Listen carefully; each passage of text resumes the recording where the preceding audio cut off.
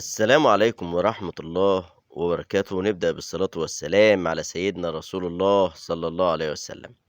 النهاردة إن شاء الله في الفيديو ده هتشوفوا حل لمشاكل الكبة. وأول مشكلة بتقابلنا هي فك المسامير، والمسامير طبعا عشان خاطر من نوع الحديد الرديء فبيتفوت بسرعة. ما تنسوش تتابعونا على صفحتنا على الفيسبوك. تمام.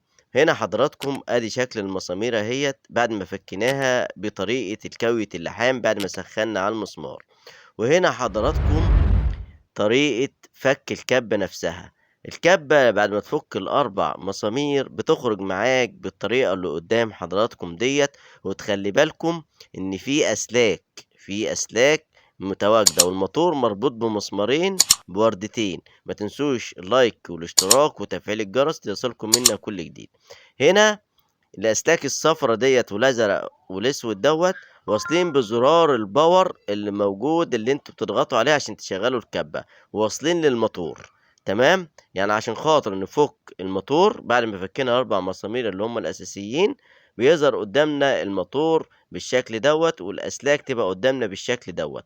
أي غلطة حضرتك أو حضرتك هتعملها وسلك اتقطع أو الملف بتاع الموتور اتلمس بالغلط أو كده باظت الدنيا. ده منظر الموتور اهوت، ومنظر الأسلاك اهيت. حتى يا ريت تصور عشان خاطر لما تيجي تقفل تراجع التصوير بتاعك وتشوف ايه الغلط اللي حصل وتمشي معاها واحدة واحدة. ده منظر الموتور ومنظر الملف بتاع الموتور اهوت. تخلي بالكم منه كويس جدا.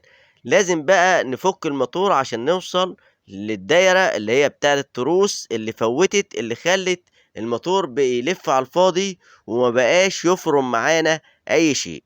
اول حاجة هنعملها هنفك المسمارين اللي هم عليهم ايه، الوردتين دول. المسمار ده عليه وردة اهو، وفي مسمار تاني عليه وردة. هنفك المسمارين دول. خلاص. ليه بقى؟ لان المسمارين دولت هما اللي ماسكين الموتور. تمام. ومخرج القطعة النحاس اللي هي بتوصل للسكينة بتاعة الفرم اللي هي بتبقى موجودة في الحلة اللي بيتوضع جوا منها البصل او القوطة او الحاجات دي. تمام. بنفك المسمارين دولت بنفس الطريقة دي. ادي شكل المسمارين اهوت. وتعرفوا لازم تبقوا عارفين ان المسامير دي خاصة بالمكان ده عشان خاطر ما تغلطوش وتركبوا المسامير ديت في مكان تاني وتركبوا المسامير عليه تحصل مشكلة. خلاص. بعد ما فكينا المسامير هيخرج معانا الموتور من الوش بالطريقة اللي قدام حضراتكم دي. يعني الوش خلاص كده مش مرتبط بالموتور كده، لان اللي كان رابط الوش بالموتور هما المسمارين اللي كانوا بوردتين دول. تمام. ونخلي بالنا كويس جدا من الملف النحاس ده بتاع الموتور، ما يجيش عليه ميه. ما تخلي بالكم كويس جدا. دي القطعة النحاس اللي هي بتوصل للسكينة اللي هي بتفرم في الكبة. وهنا في 3 مسامير. شايفين القطعة البيضاء اللي قدام حضراتكم دي؟ القطعة البيضاء اللي قدام حضراتكم ديت هي اللي فيها طقم التروس الداخلي. القطعة دي ممكن تشتريها على بعضها، يعني ممكن تشتريها. طب احنا عايزين نشوف التروس اللي جواها. ممكن نفك ال3 مسامير دولت. في 3 مسامير نفكهم. ولو عندنا قطعة قديمة فيها تروس سليمة زيها بالظبط ممكن ناخد التروس القديمة اللي احنا لقيناها سليمة، ناخدها وبعد كده نركبها هنا ونشغلها. اول ما بتفك القطعة البيضة ديت بتلاقي تحت منها رواسب كتيرة جدا وترابة وحاجات زي كده. لازم ننظف المكان ده. خلاص طالما انت يعني قررت ان انت تفك وتصين لازم تنظف. ما تنسوش تدعمونا في صفحتنا على الفيسبوك باللايك والمتابعة. تمام. والشير. هنا حضراتكم ده المنظر اهوت، ودي القطعة اللي هي بيركب فيها طقم التروس ده، الترس اللي هو بتاع الموتور اللي انا قدام حضراتكم انا بشاور عليه دوت. تمام.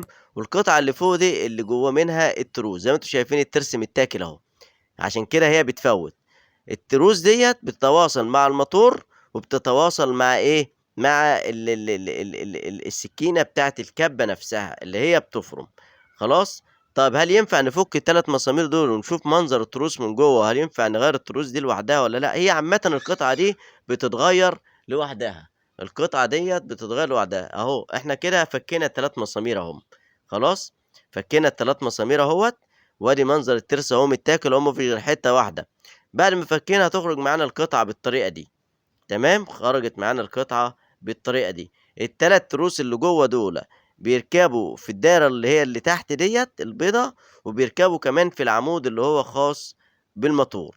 يعني لو تغيروا ال3 تروس دولت خلاص هترجع الكبة تشتغل معانا وزي الفل. تمام. أهم حاجة إن انتوا تعملوا صيانة وتنضفوا الشيء ده. عندك الترس قدام حضراتكم أهو متاكل، مش باقي فيه غير الطرف النهائي اللي من تحت. ده ممكن إن إحنا نعمل فيه حاجة كويسة جدًا، ودي أنا هاقولها لكم قبل نهاية الفيديو، إزاي إن أنتم تقدروا تشغّلوا التروس دي تاني. إيه ده ينفع؟ ينفع تشغّلها مؤقتًا لغاية ما تغيّر القطعة دي على بعضها. هو الأفضل إن أنت تجيب القطعة على بعضها، ولو عندك قطعة قديمة فيها تروس أصلية كويسة يا ريت تعملها. بس هل ينفع إن إحنا نعمل التروس ديّة نحاس أو حديد عند الخراط؟ والله مش عارف ده هتبقى خفيفة على الماتور والّا لأ. تمام. يبقى هنا حضراتكم دلوقتي زي ما حضراتكم شايفين أهو، خلاص، زي ما حضراتكم شايفين أهوّة، ده منظر الترس أهوّة والعمود بتاع الموتور ودي القطعة. هنفُك إحنا القطعة ديّة أهي، بعد ما فكيناها أهي. ده المنظر اللي بيركب فيه ال3 تروس اللي جوّه، ال3 تروس اللي قدّام حضراتكم اللي جوّه دُولة، ده منظرهم وهُم راكبين جوّه ومتربّط عليهم بال3 مسامير. يعني معنى كده إن إحنا ممكن نجيب التروس دي لو موجودة بتتباع لوحدها، ممكن إن إحنا نجيب التروس دي لوحدها. لو فعلًا بتتباع لوحدها، هات شوية تروس منهم، هات طقم، طقمين، 3، كده الطقم 3 قطع. تمام. هنا بعد ما نضّفنا أهو، أدي منظر التروس قدّام حضراتكم أهيّة. تمام. فكّينا ونضّفنا، ودي القطعة دي اللي هي النحاس، أدي أهي المنظر أهوّة بعد ما فكّينا القطعة اللي فيها التروس، والتروس بتبقى راكبة بالطريقة دي. هنعمل إيه بقى عشان نشغّل الكَبّة مؤقتًا؟ أول حاجة هننضّف الرواسب دي، ننضّفها كويس جدًا ننضّف التروس دي كويس جدًا. وبعد كده بعد ما ننضّف خلاص المكان ده تمام، بعد كده نعمل إيه بقى، نقلب الترس. الترس كان الطرف اللي كان متبقي كان من تحت اللي هو ده، والطرف المتاكل من فوق، نقلبه بقى بنفس الطريقة دي كده. لمّا نقلبه هنستفاد بيه لفترة قليلة، بس ما نضغطش على الكبة، مثلًا نحط كيلو قوطة مثلًا والّا نحط 5، 6 بصلات والّا كلام من دوّة والّا حاجة تقيلة ونقول له افرم، هيطيّر السنون الباقية. لأ خلّينا على الخفيف. تمام. خلاص إحنا هنقلب التروس بنفس الطريقة دي كده أهو. تمام. هتشتغل معانا لفترة كويسة لغاية حضراتكم ما تجيبوا القطعة اللي هي قدّام حضراتكم دي اللي فيها طقم التروس، أو تجيبوا اللي هو التروس نفسها لو متواجدة. هنا بعد التنضيف وبعد الصيانة خلاص قلبنا التروس، هنبتدي نقفّلها بنفس الطريقة اللي إحنا فكيناها. هنقفّل القطعة اللي تحت الأول وبعد كده نركّب التروس وبعد كده نقفّل.